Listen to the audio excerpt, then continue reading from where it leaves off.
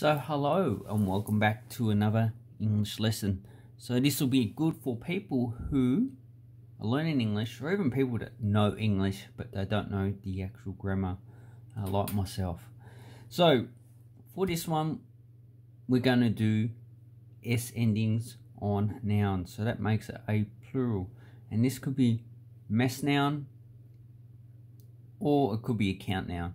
So a mass noun is already a plural because it includes more than one thing. A count noun will be one where you have one pen or two pens. So that's how you make that a plural. You put an S on the end. P-E-N, P-E-Ns, S. What about P-E-Ns? Oh, that's a bit confusing. So here we have the convention for how you put ES on the end of a word to make it a plural. So these are called sibilant. Don't worry about learning that. Most English speakers have no idea what that word is. It's rarely used, and it's only used pretty much in the linguistic literature. But it's a hissing sound, no? S. So you got S, Z, X, Sh, Ch. So that type. Now I'm using the Australian English pronunciation, but if you're in the Americas or the UK, depending on where you are, you'd use different pronunciation for these letters as well as your original language. So if you spoke Toktaran, Turkish, Vendan, Guarani, Cantonese,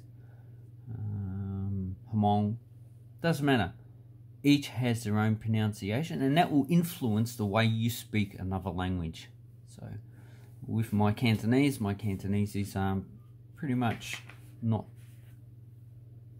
Sometimes I find it hard to comprehend because my pronunciation is not the correct way because of my Australian English. So for these ones, you put ES on the end of the actual word to make it a plural.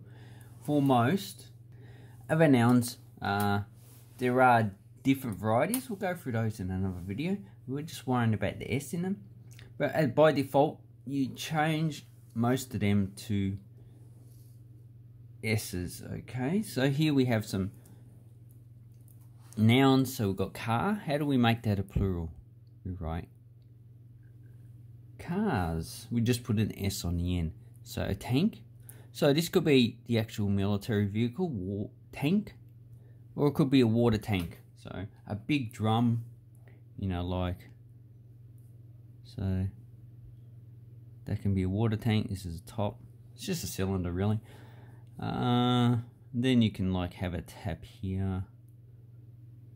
I think in America they call it a faucet. And then the water can come out there. Or you can have another pipe. I usually have a pipe going in there. And the water usually comes off a house. So, or whatever. That's just a water tank. And to make that a plural, we put tanks. Okay. So that's another thing you need to learn in English, is that sometimes a word can mean more than one thing.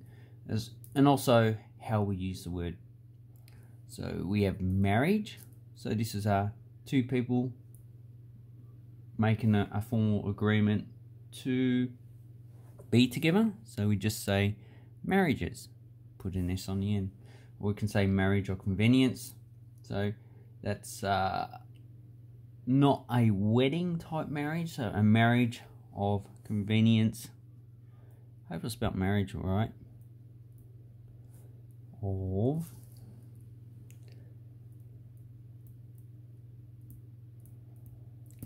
marriage of convenience. It just means you two are bound together for a while that situation is at hand.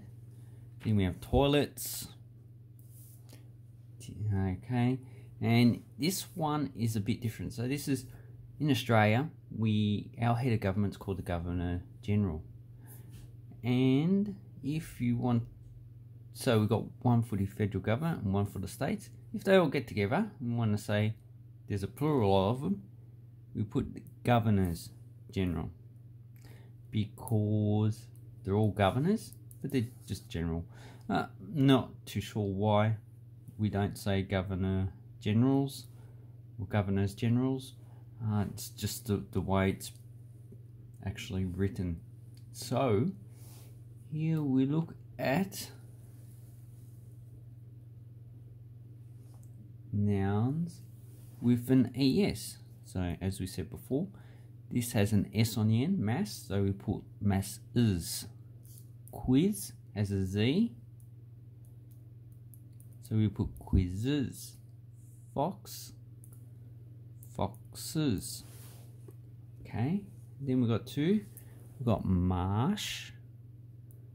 So marsh is a type of wet grassland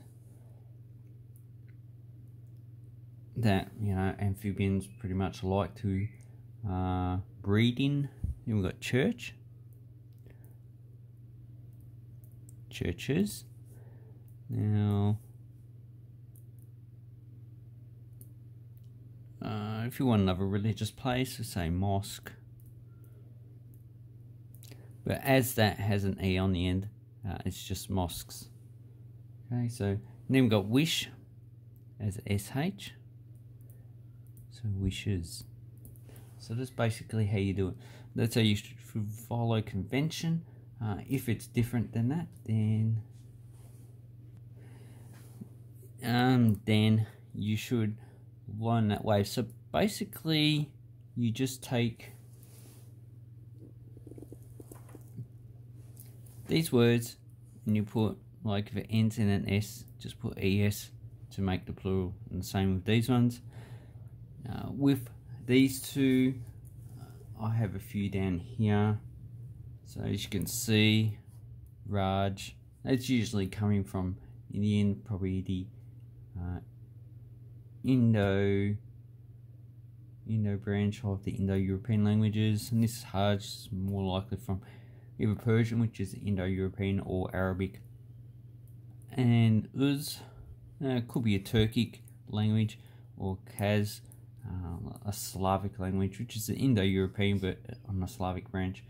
Turkic has no relation with Indo-European. So probably wondering what I'm talking about. This is just languages. Oh, Turkic is the language family. Slavic and Hindi, Indo-European.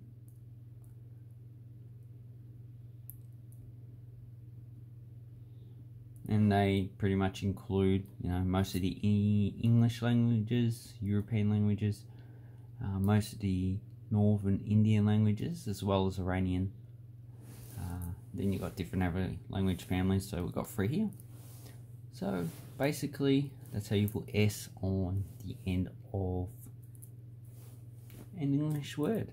Hope this was pretty clear, and thank you very much. Just remember, the default is just put an S on the end, but there are exceptions.